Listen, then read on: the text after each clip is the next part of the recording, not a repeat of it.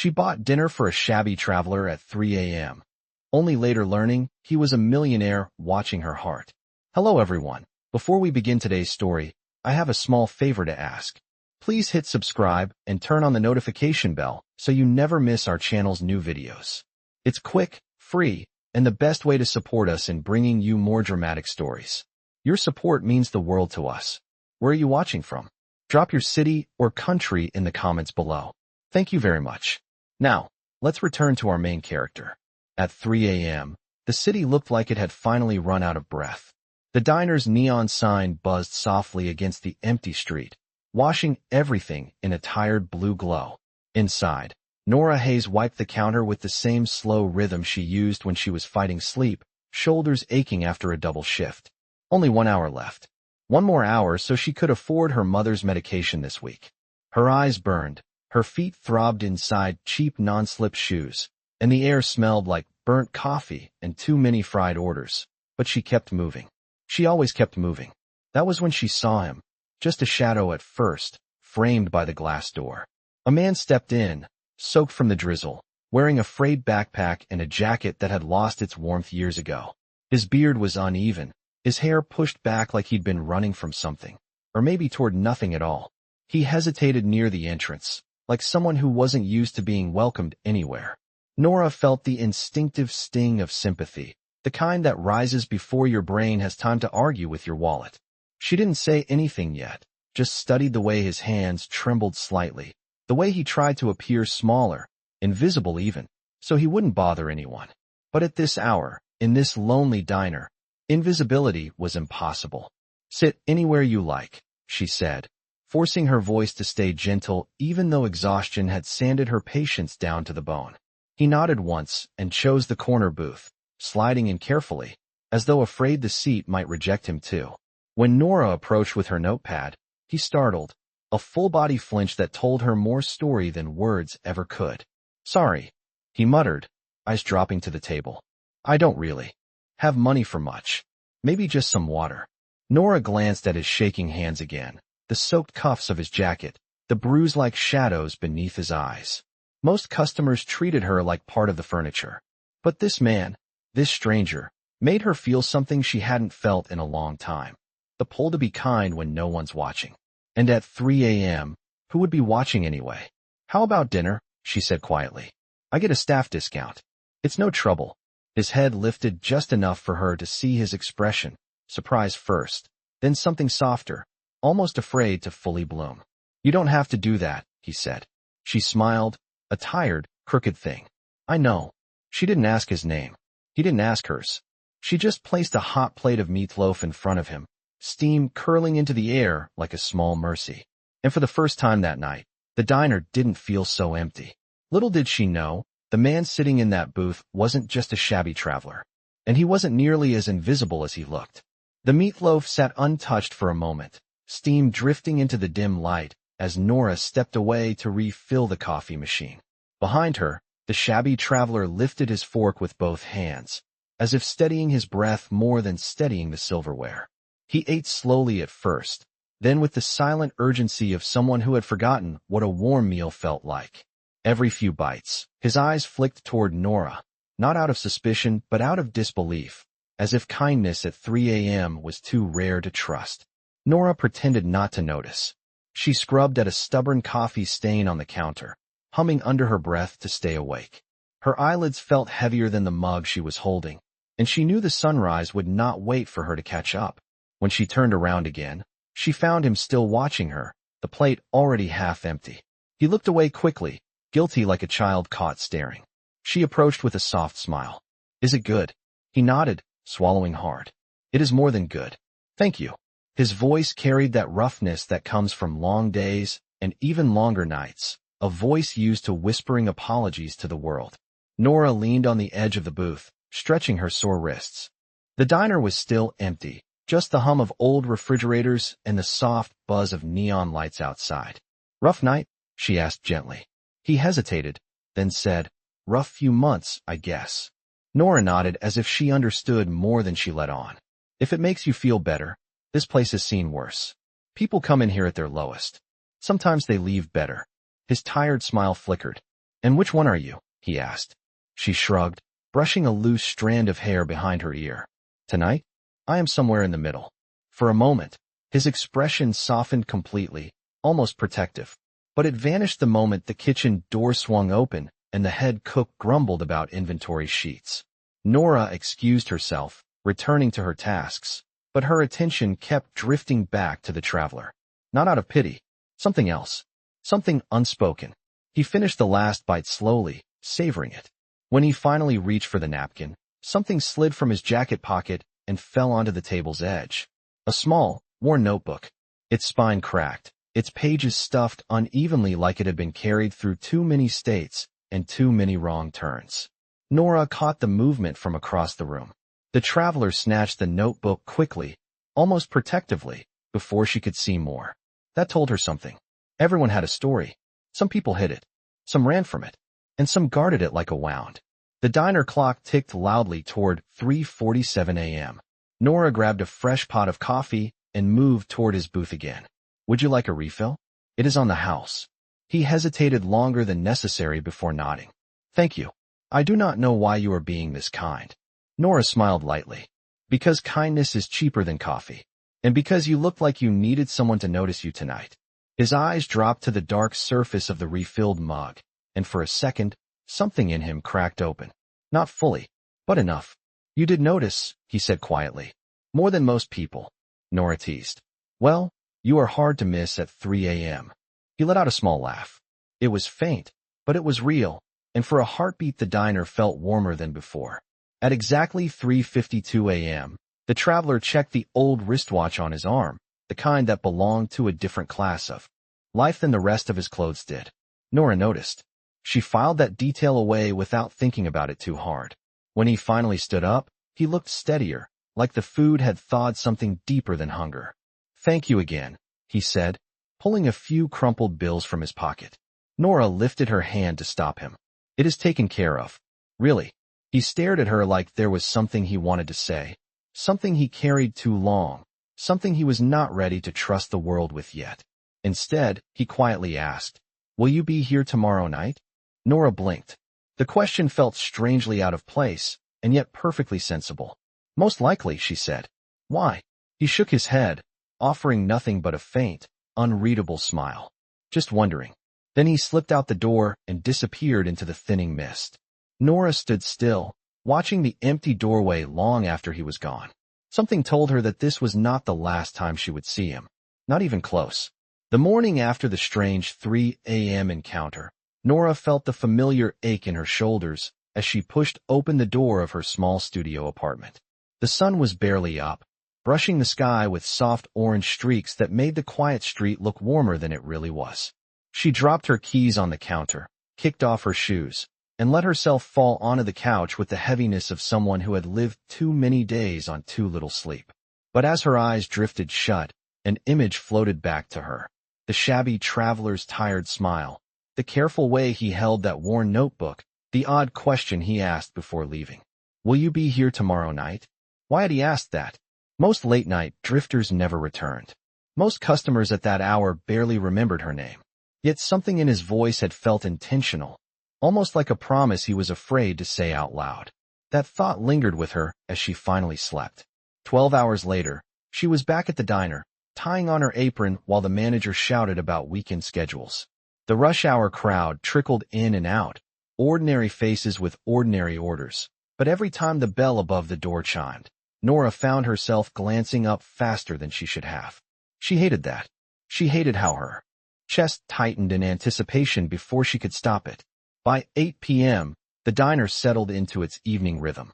By 10 p.m., it slid into a thin quiet. When midnight came, the world outside felt heavier, colder, lonelier. And by 2:45 a.m., as the lights dimmed and the silence thickened, Nora began wondering if she had imagined the entire strange moment from last night. Maybe he was already on a bus headed across the state.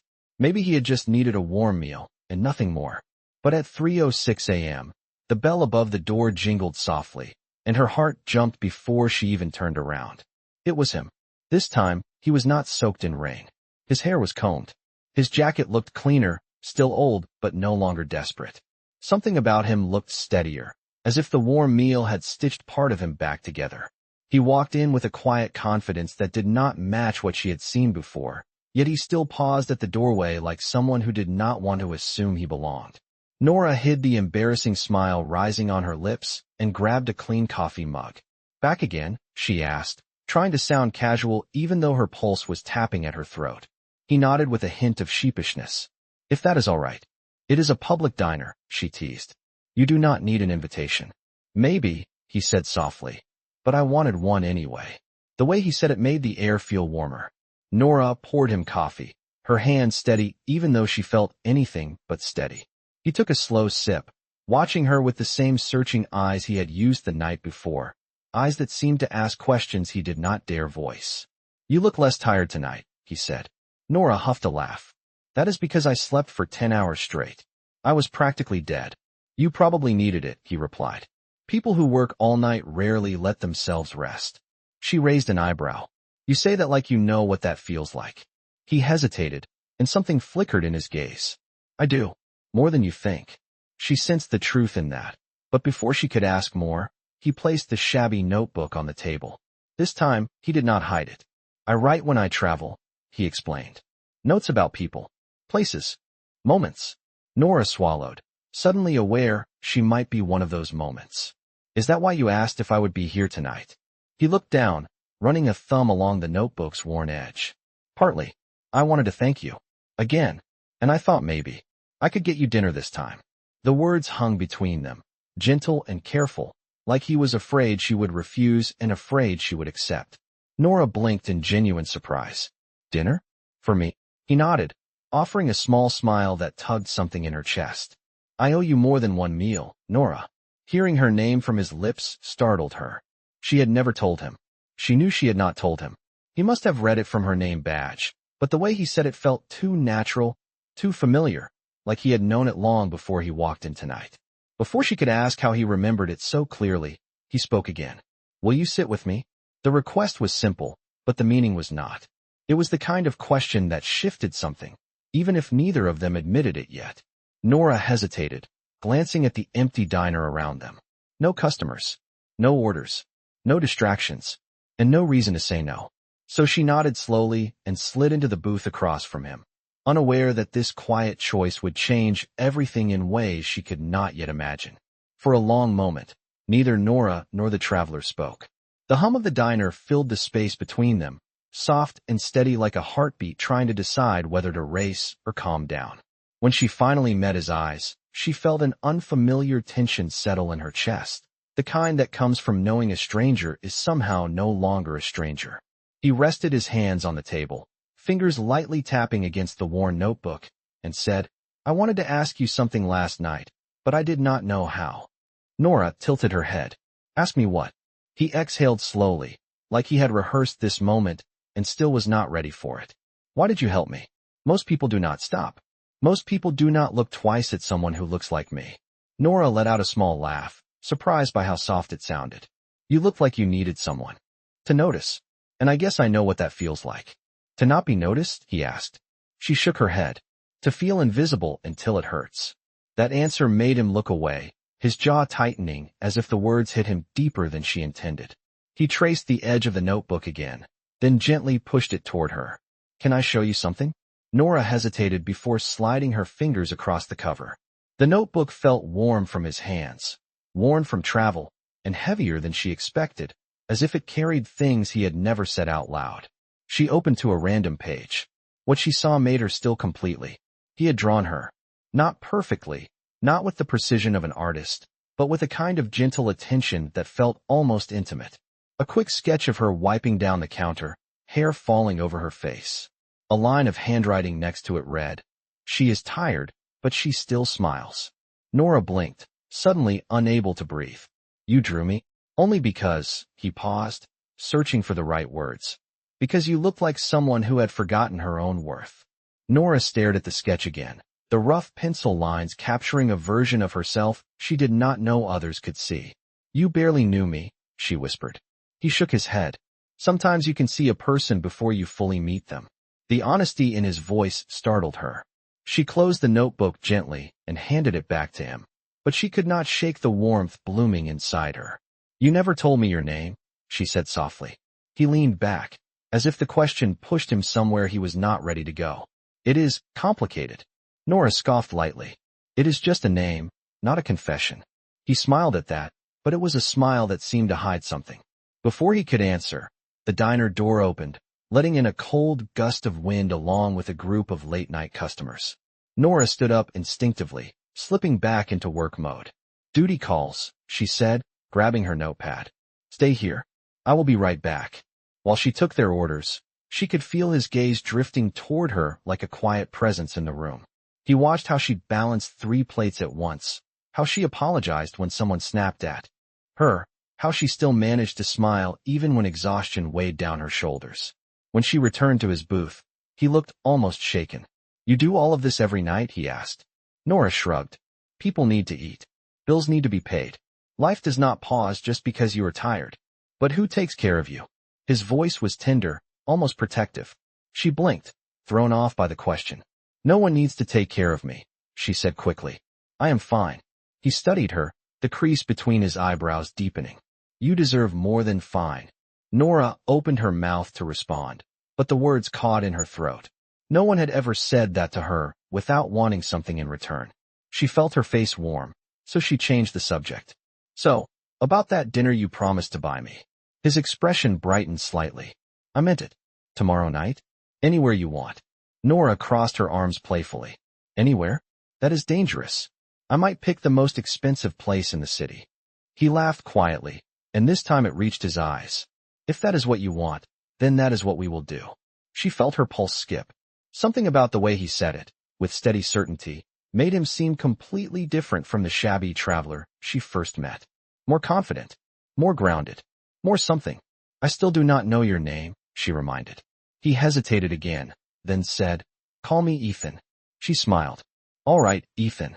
But as she walked away to check on another table, she had no idea that Ethan was only half the truth, and that tomorrow night would change every answer she thought she had. The next night arrived faster than Nora expected, and she felt the nerves building long before her shift ended. She kept checking the clock, wiping the same counter twice, then 3 times, just to burn off the anxious energy twisting inside her. She told herself it was ridiculous to feel this way. Ethan was just a traveler she barely knew. A stranger, really. But her hands still trembled slightly as she untied her apron and grabbed her coat. Outside, the air was cool, carrying the faint smell of rain that had passed earlier in the evening. Streetlights glowed against small puddles on the pavement, and the quiet of the late hour wrapped around her. Like a restless whisper, she walked toward the diner's side alley, where Ethan had said he would meet her. She expected to see him sitting on the curb or leaning against the wall with that same worn jacket and backpack. Instead, she stopped dead in her tracks. Ethan stood near the end of the alley, illuminated by the yellow street lamp, but he looked entirely different. His hair was neater, as if he had taken time to style it. His clothes were clean and well-fitted, not expensive but far too polished for the traveler she thought she knew. His posture was straighter, more confident, almost like he was stepping back into a version of himself he had not worn in a long time. He looked up when he heard her footsteps, and for a brief second, she saw something flicker in his eyes. Relief. Nerves. Hope. "You came," he said softly. Nora tried to smile, though confusion knotted inside her. "Of course. I said I would." He stepped closer, the shadows shifting across his face. "There is a place 2 blocks from here. It is small, but the food is good. I thought we could go there if you want." She nodded, though her mind kept circling the same question. How did he transform so quickly? She forced herself not to overthink as they walked. Maybe he had found somewhere to clean up. Maybe he just wanted to look presentable for their dinner. But something inside her whispered there was more to the story. They reached a small, cozy restaurant with warm lights spilling onto the sidewalk. Ethan held the door for her, and she stepped inside, surprised by how intimate the atmosphere was. Soft music played, and the scent of garlic and freshly baked bread filled the air. They took a table near the window, and Nora found herself relaxing little by little. Ethan ordered for both of them only after asking her what she liked, but even the way he spoke to the waiter felt practiced, like someone who was used to being listened to. When the waiter stepped away, Nora leaned forward and asked, "Can I ask you something?" Ethan nodded, though tension slipped into his shoulders. What happened? She continued. You look different tonight. He glanced down at his hands, clasped together on the table. I wanted to show up as someone who deserved to sit across from you. Her breath caught unexpectedly. You did not have to change anything for me. Maybe not, he said, but I wanted to. She studied him quietly, noticing the way he avoided her eyes for a moment too long. He picked up his water glass, then set it down without drinking. Nora, he said carefully, I know I have not told you much about myself yet. That is your choice, she replied. I was not trying to push. I know, he said, voice low. That is why I want to tell you now. He swallowed, as if bracing for something. I was not always traveling out of necessity. I walked away from a life that felt empty. A life that looked perfect from the outside but hollow on the inside. Nora's eyebrows lifted. What kind of life was that? He hesitated, eyes flicking to the window where traffic lights glowed red in the distance. I used to run a business. A large one. Too large, maybe. I thought I had everything. But the truth is I lost myself in the process. A strange chill brushed the back of Nora's neck. His tone, his posture, his polished words, they sounded nothing like a man who had been sleeping on buses or scraping by. Before she could ask anything else, their food arrived, giving her a moment to gather her thoughts. As they ate, Ethan watched her with a mixture of admiration and something deeper, something unspoken. Halfway through the meal, Nora reached for her water, but her hand froze midair. Through the restaurant window, outside on the sidewalk, a black sedan pulled to the curb. A driver stepped out, a driver in a suit, and the back door opened as if waiting for someone. Ethan noticed her expression shift and turned to look. His reaction was immediate and unmistakable. His shoulders tightened, his jaw clenched, and in that moment, Nora understood one thing with chilling clarity. Ethan was not just a former businessman. He was someone whose past was coming to find him, and he could no longer hide it. For a moment, Nora could not move. The restaurant's warm glow dimmed around her, fading beneath the weight of the black sedan idling outside. The driver stood perfectly still beside the open door, as if waiting for someone who was not supposed to be here. Someone who had run from something. Someone. Like Ethan. She turned slowly to look at him, and the tension in his face confirmed everything before he said a word. His jaw was tight, his eyes fixed on the car with a dread that did not belong to a simple traveler. He looked like a man caught between two lives, and the one he had tried to escape had finally reached him. Ethan, she whispered, her voice barely holding itself together. Is that for you? He swallowed hard, his throat bobbing. I hoped they would not follow me here. The words were soft, but they carried the weight of a truth he had been dragging behind him. Nora felt the air grow colder despite the warm candle flickering between them. Who are they? Ethan rubbed his forehead, frustration rippling through him. My team, he said quietly. My people.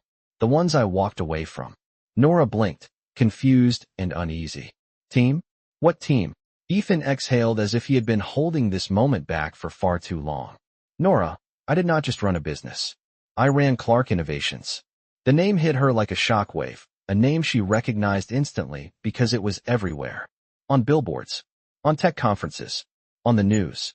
The founder, the face, the visionary behind it all was Ethan Clark.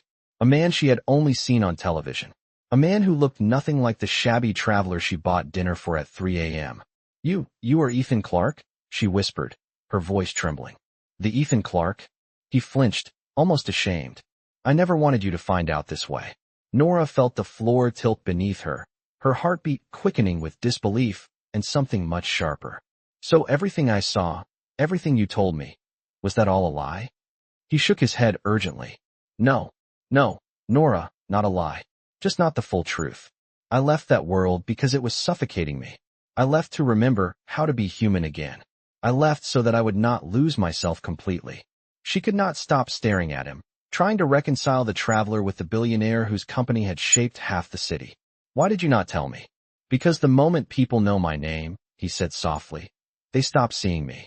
They see the money, the status, the power. They see what I can give them, not who I am. Nora felt a bitter twist in her chest. And what did you think I would do? Ask you for money? Treat you differently? Ethan's face softened with something fragile. No, I thought you would walk away. Because I did not want the version of me you saw first to disappear. Nora looked down at the table, her pulse pounding. Part of her understood him, part of her felt betrayed.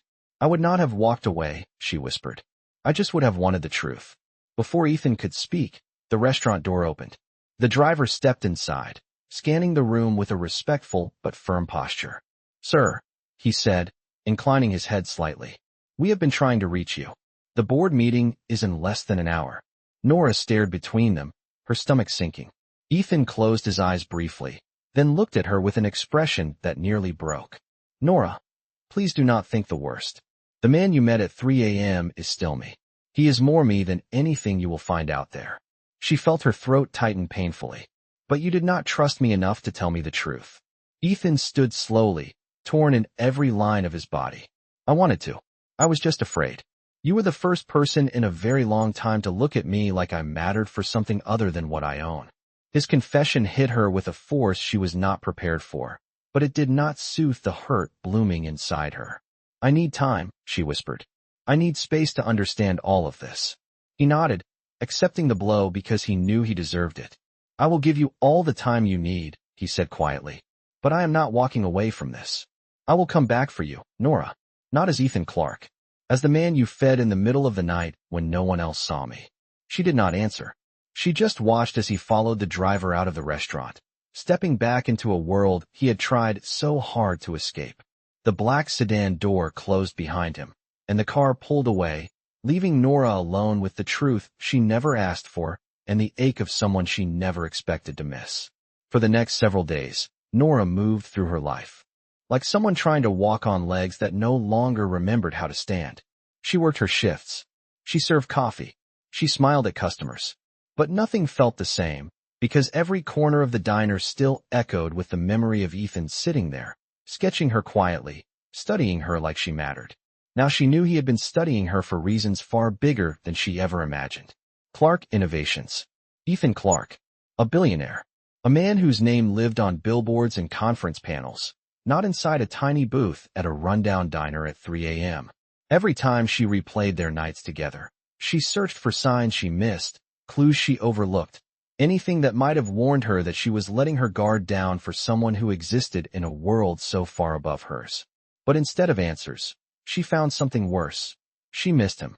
She missed him more than she wanted to admit. On the fourth night, when the clock crept past 3 a.m., she caught herself staring at the door again, hoping and fearing he might walk through it. He did not. The ache in her chest deepened in a way she could no longer blame on exhaustion. By the end of her shift, her manager barked something about her being distracted, but Nora barely heard him. She walked home in the cold, early morning air, the silence pressing against her like a second skin. When she reached her apartment door, something unusual caught her eye. A small, unmarked envelope sat on the floor, as if someone had left it there only minutes before. She picked it up carefully and stepped inside, locking the door behind her. Inside the envelope was a single sheet of paper and a familiar worn sketch. It was the same drawing from Ethan's notebook, the one of her wiping the counter with her hair falling over her face. Only now, he had added a line beneath it in neat, steady handwriting. "I am still the man you fed when everyone else looked away." Her breath hitched. Another line followed. "Please come find me if your heart still has space to listen." No signature. No instructions. Just a small embossed symbol in the corner of the paper. It was the Clark Innovations logo. Nora felt her pulse leap. Was he asking her to come to him? Did he want her to show up at his office? She sank onto her couch, holding the sketch like it might burn through her fingers, torn between anger, longing, and fear of stepping into a world she had no place in. She told herself to ignore it. She told herself to forget him. But the truth gnawed at her. She did not want to. The next evening, after her shift, she found herself standing outside the towering glass building of Clark Innovations. It rose into the evening sky like a blade of light, spotless and intimidating, the kind of place she would normally cross the street to avoid. She almost turned around 3 times before she forced her feet forward. Inside, the lobby gleamed with polished marble floors and soft lighting. People in suits moved with purpose, barely glancing at her. Nora felt like an imposter in her simple clothes and tired eyes. She approached the front desk cautiously. "Excuse me," she said. "I am looking for Ethan Clark." The receptionist did not even blink. "Do you have an appointment?" No, Nora admitted. But he asked me to come. The woman gave her a polite, practiced smile that said she heard that kind of claim 10 times a day. I am sorry, ma'am. Mr. Clark is currently in a board meeting. He is not available. Nora's shoulders sagged. Of course he was in a board meeting. He was a billionaire, a CEO, a man with responsibilities she could not even pronounce. Why would he have time for someone like her? She turned to leave, her heart sinking. But before she reached the doors, a familiar voice called out behind her. Nora. She froze. Slowly, she turned. Ethan stood at the edge of the lobby, no longer the shabby traveler or the nervous man with a worn notebook. He stood straight, composed, dressed in a charcoal suit that fit the world he belonged to. But his eyes, those were the same. The same warmth. The same vulnerability. The same longing. He crossed the lobby quickly, ignoring the curious stares of employees. You came, he said softly, almost disbelieving. I did not think you would. Nora swallowed hard. You left that drawing at my door. His expression softened. I hoped it would reach you. I hoped you would understand. She searched his face, her voice barely above a whisper. I do not understand anything, Ethan. He took a breath, steady, and full of quiet determination. Then let me explain everything.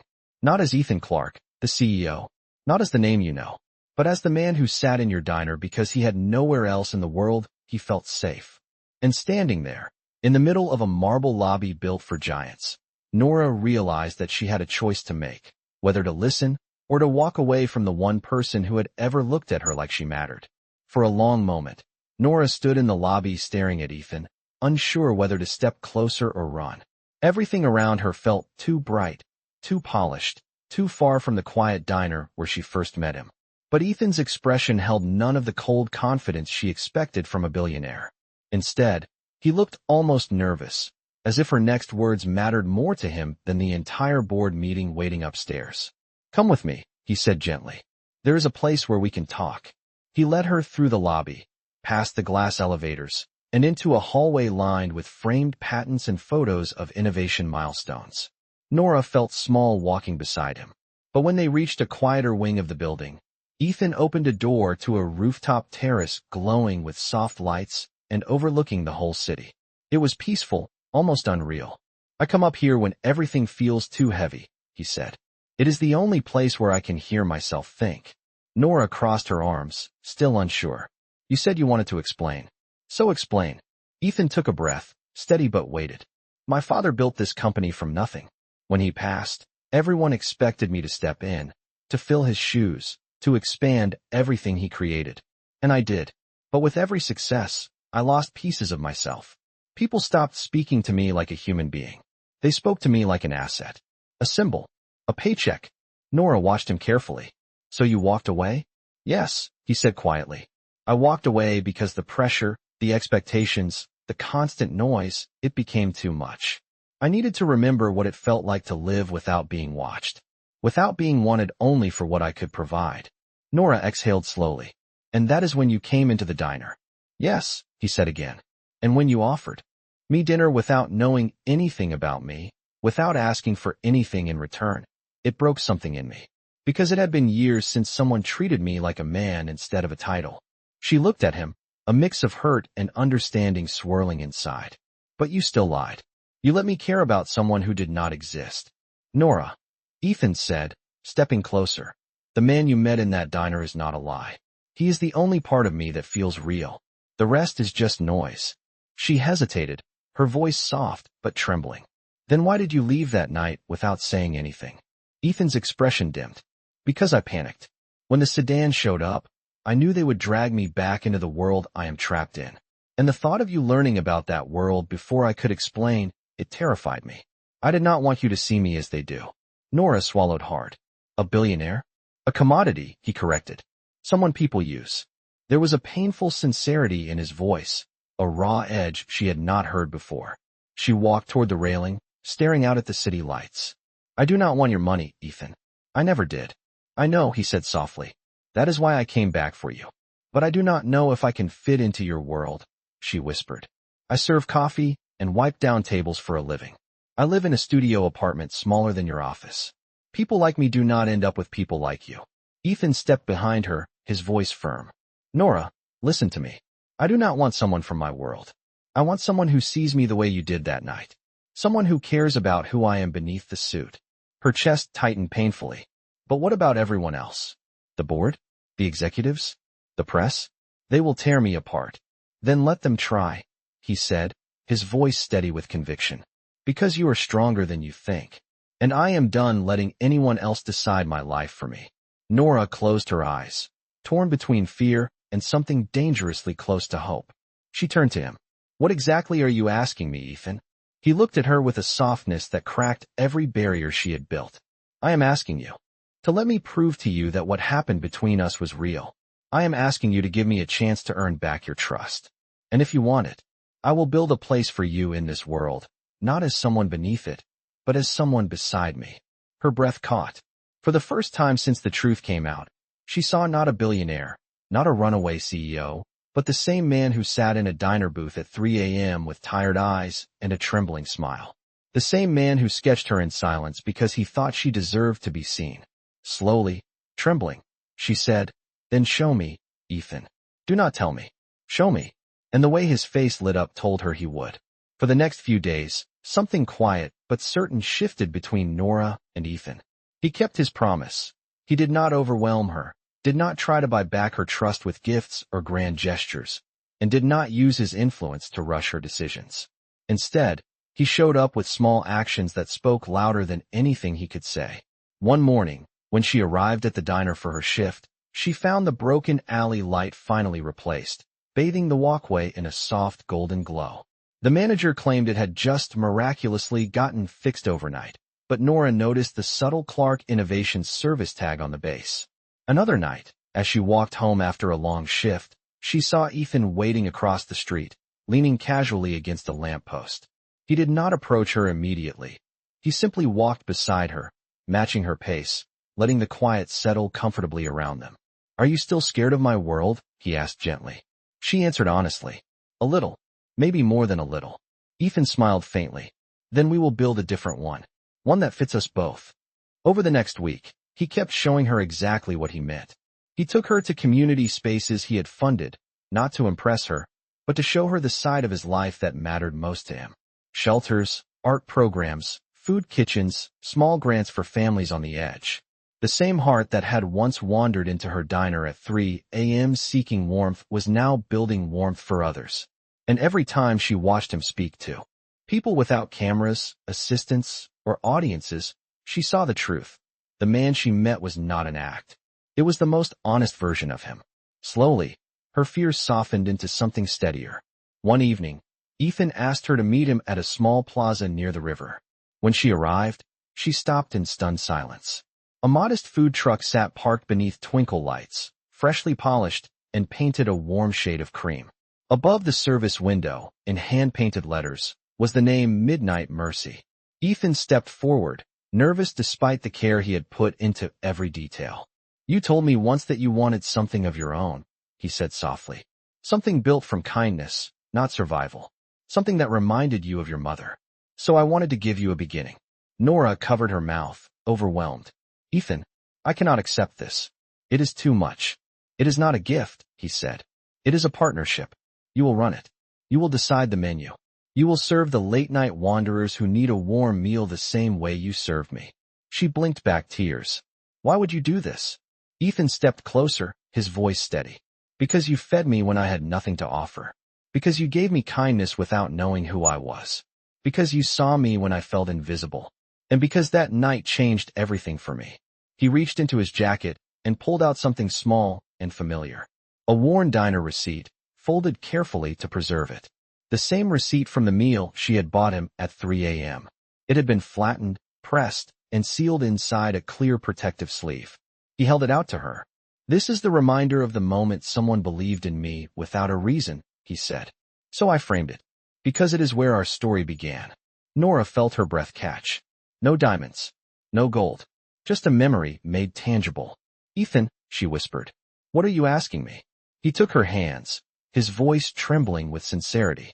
I am asking you to choose a life built on the version of us that is real. Not the billionaire and the waitress. Not the CEO and the girl from the diner. But the man who needed a hot meal and the woman who offered it without hesitation. She looked at him through blurring eyes. The city lights glowing around them. And what if I say yes? Ethan smiled, softer than she had ever seen.